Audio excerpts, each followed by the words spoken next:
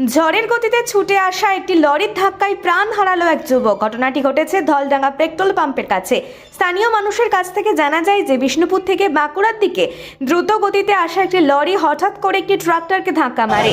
একটি টায়ারের দোকানের ওপর দিয়ে পুকুরের জলে পড়ে যায়। তাতে টায়ার দোকানের যুবক দানিশ খান ঘটনাস্থলেই মারা যান এবং পাশে থাকা বেশ কয়েকজন গুরুতর আহত হয়েছে। তাদেরকে বাঁকুড়া সম্মেলনী মেডিকেল কলেজে নিয়ে যাওয়া হয় চিকিৎসার জন্য। ঘটনায় তীব্র উত্তেজনা ছড়িয়ে পড়েছে এলাকায়। খবর পেয়ে ঘটনাস্থলে এসে পৌঁছেছেন পুলিশ।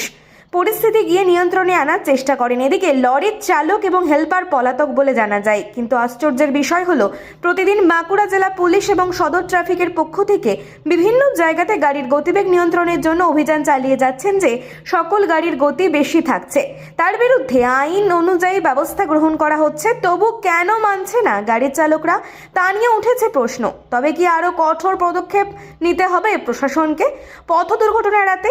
এমনটাই দাবি করেছেন সাধারণ মানুষ।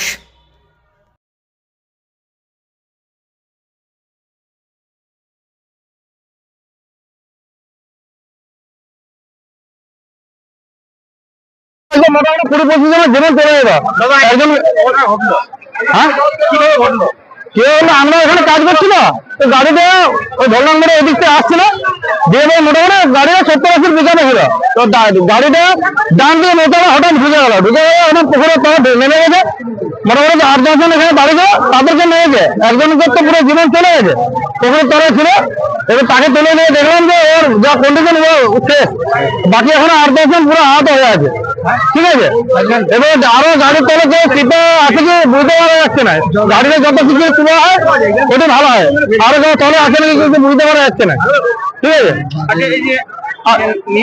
হ্যাঁ হ্যাঁ হ্যাঁ, ওটা এই দোকানটা ওর দোকান, ও কাজ করছিল এখানে, ও কাজ করছিল। দানিশ খান বয়স মোটামুটি 20 বয়স হবে, 20 বয়স হবে। বাপের একটি ছেলে। আমার নাম প্রসেন স্টার।